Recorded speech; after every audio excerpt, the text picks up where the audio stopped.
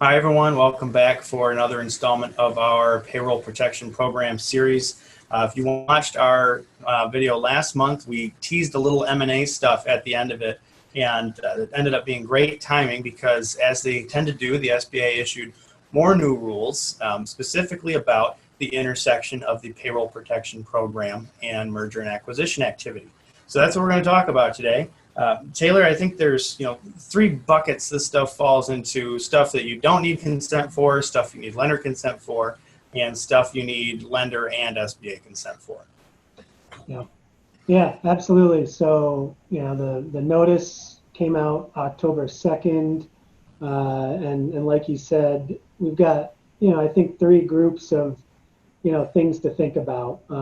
One is a group of rules that apply regardless. One is, a group of rules that applies only if you need lender consent, and then you have the SBA consent piece of this.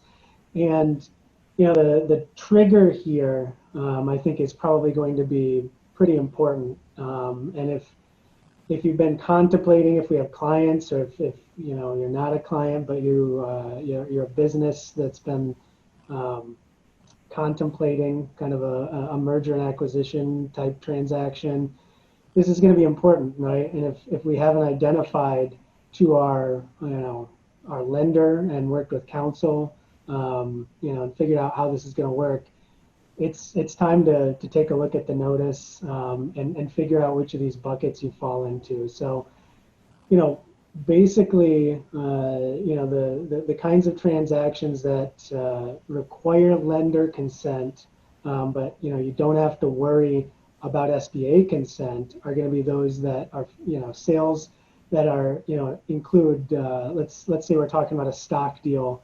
Maybe those that where you're selling less than 50% of of stock, and there's some additional detail in there as to step transactions and making sure we're including multiple pieces of transactions and all of that, so we don't they're making sure nobody is working to get around this.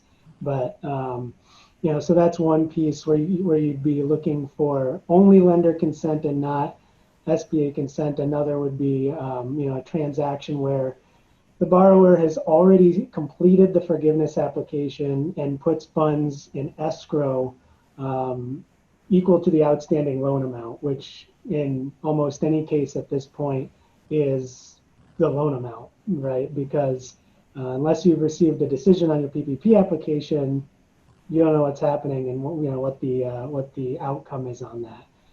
So if we're in those those buckets, then we don't have to seek SBA consent as to the transaction here, and that's really helpful. I mean, for a number of reasons. I mean, first of all, we don't necessarily know what that looks like.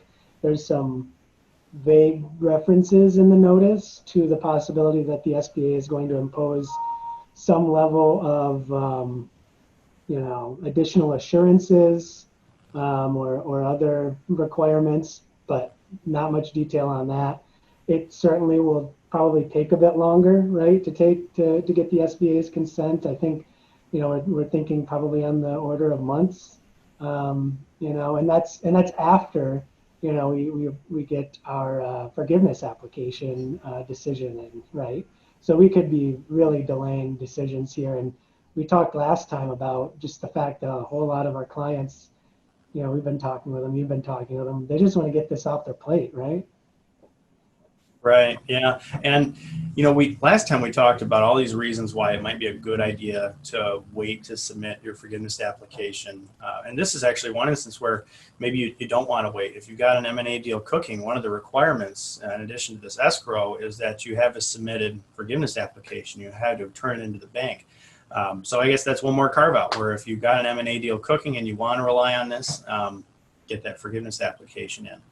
And the escrow wasn't anything, earth-shattering. We had a lot of lenders that were requiring that prior to this guidance coming out. What was interesting to me is all the avenues that they foreclosed to plan around this. We previously were restructuring asset deals to stock deals with certain tax elections to preserve that asset treatment. Just lender consent on that. This new notice makes it clear that if you want to do that, that's fine. But if you're not using an escrow, you need SBA consent. So that's the biggest takeaway probably from this notice, is that you don't need anybody's consent if you've paid the loan off. And I don't know why you do that if you're looking for full forgiveness, or if you've got reimbursement on the loan. And the SBA only started paying reimbursement as of October 2. So, I mean, that hasn't been going on very long. I don't think there's many people in that bucket yet. So if you want to avoid the SBA, you've got to use an escrow. And I think that's the bottom line. We talked about this SBA approval requirement. If you don't fall into those buckets, there's some things that you got to keep in mind there. If you want to go down that route, so say I don't have the money for an escrow, I just don't want to involve the bank as an escrow. Some of the stuff you need to keep in mind is that it's not just that you can elect to do this. The notice to me seems to suggest that you've got to convince the SBA that you've got some good reason to not use an escrow. And maybe you have a good reason. Maybe you just don't have the financing, or the bank that's financing your purchase won't allow those funds to be wrapped up in an escrow with another bank. I think that seems to be a conceivably good purpose to avoid an escrow. But you have to give them the details of the transaction, all of the transaction documents. You have to identify all these owners, and they have to approve it. And this isn't like a forgiveness application where we have firm statutory guidelines where, once the SBA gets a PPP forgiveness application, they have to act on it in 90 days. We don't have this here. It's just open-ended. I don't know how long they can sit on it. But I think if you're in a situation where you want to seek SBA consent because you don't want to use an escrow, you've got to recognize that, you're right. You're talking on the order of months and not weeks in terms of getting this deal done.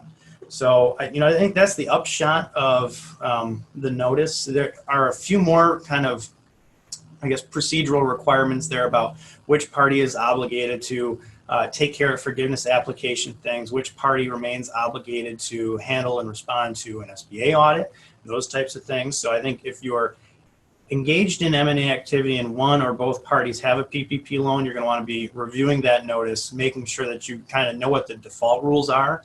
And if you want to avoid those default rules, making sure that you address those in your transaction documents.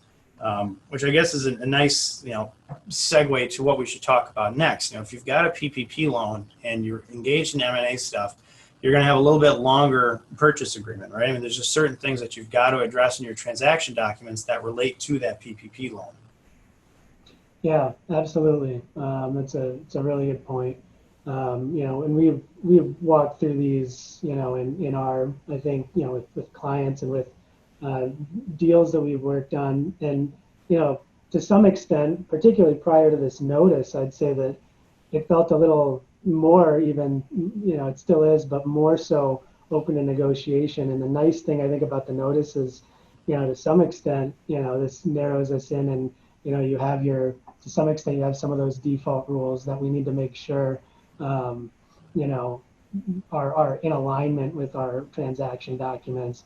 And then we have everything else, things that just aren't addressed and are still out there as open issues. And the question is how do we address those? And so, some of the things we might be thinking about here, additional representations and warranties, confirming that the seller correctly, represented on its application, for instance, that it was eligible for a PPP loan. I think, that certainly is important regardless of defaults in any of this. I mean, if we come to find out that, the seller wasn't even eligible in the first place, it just opens up a huge can of worms, in the future as to how that, how would the buyer even deal with that? And so to have the seller responsible, if you're the buyer, you want the seller really clearly responsible, obviously. So that's one. We want to make sure that, the other certifications were obviously correct. And, we've complied with the rules of the PPP program under the CARES Act, and the litany of other rules that the SBA has thrown out at us on this long and winding journey. So, reps and warranties, that's one piece. Mike, maybe you want to cover indemnification and kind of that area? Yeah, I think that's an interesting issue because you want to be thinking about, how could I be damaged by this? You touched on one of them. You know, if you've got a target that applied for a PPP loan and they weren't eligible in the first place, they're not going to get forgiveness. And you know, what's that do for you?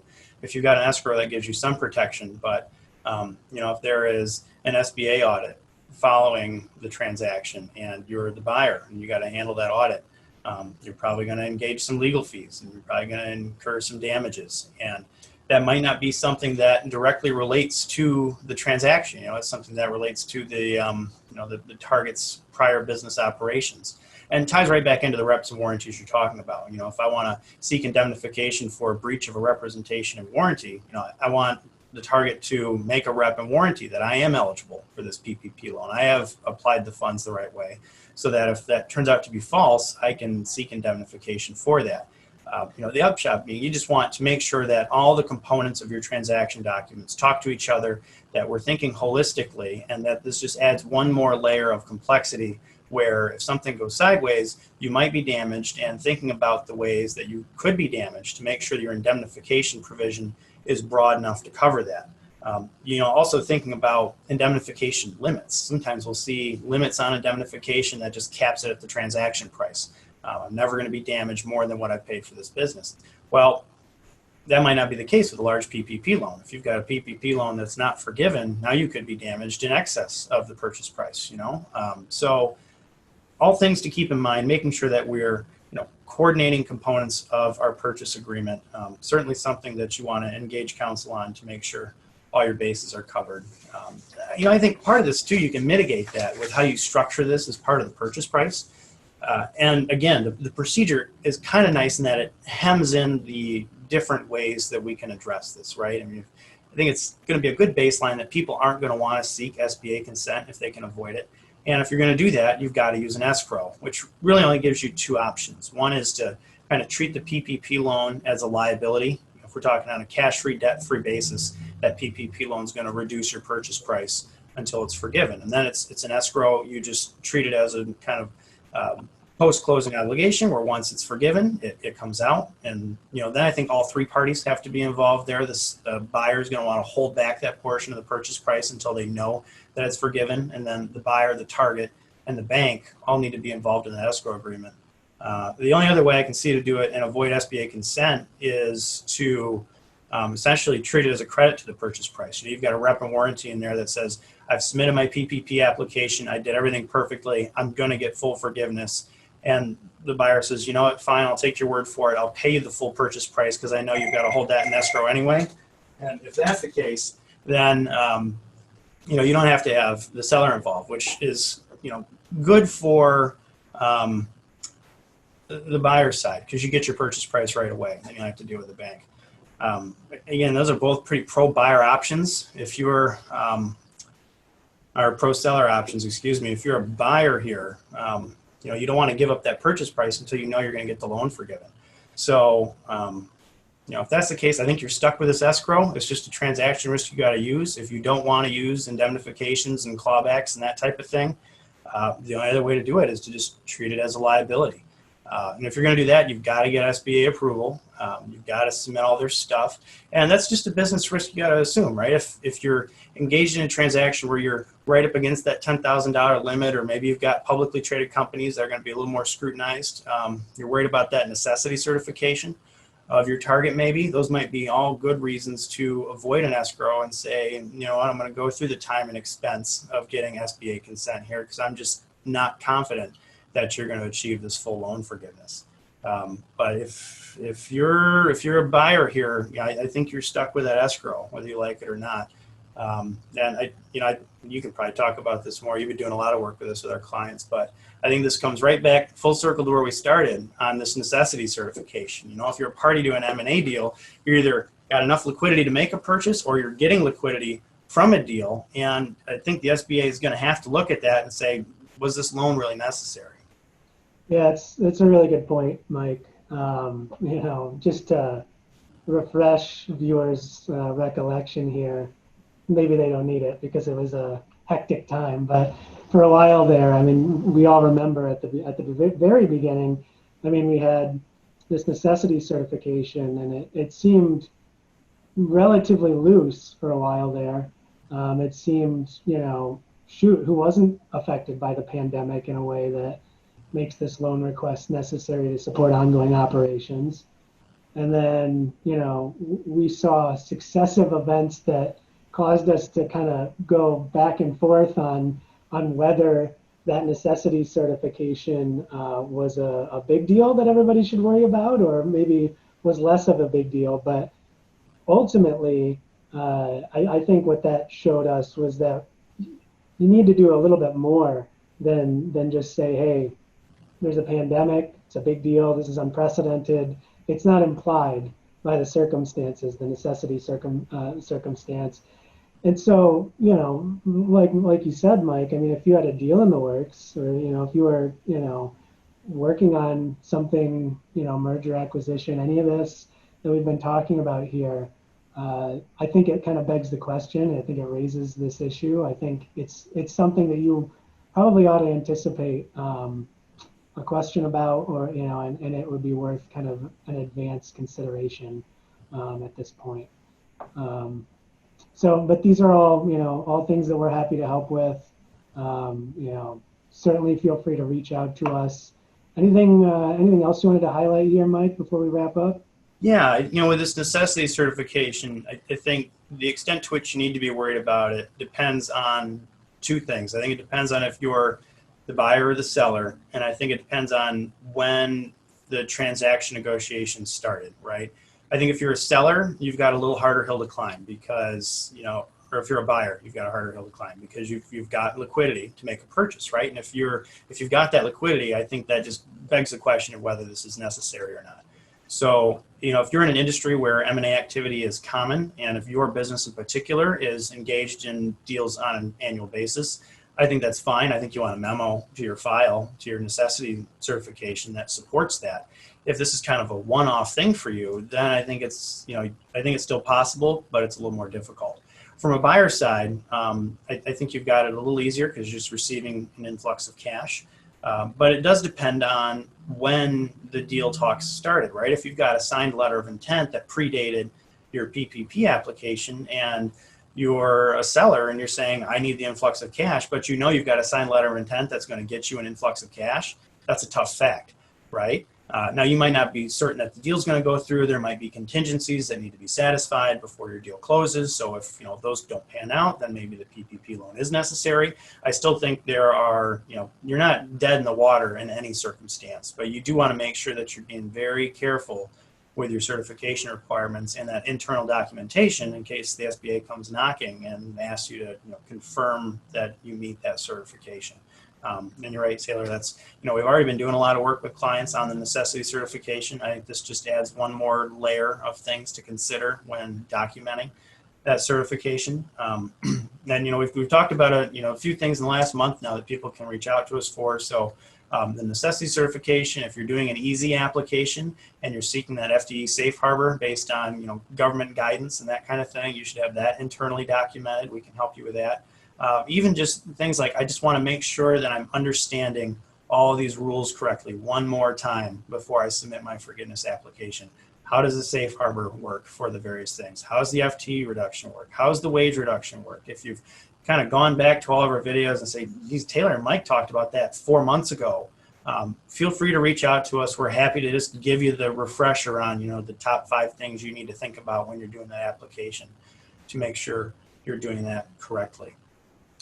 So with that, I think we've covered everything. I think we'll have our contact information here at the end. Again, feel free to call us or email us if you have any questions or comments.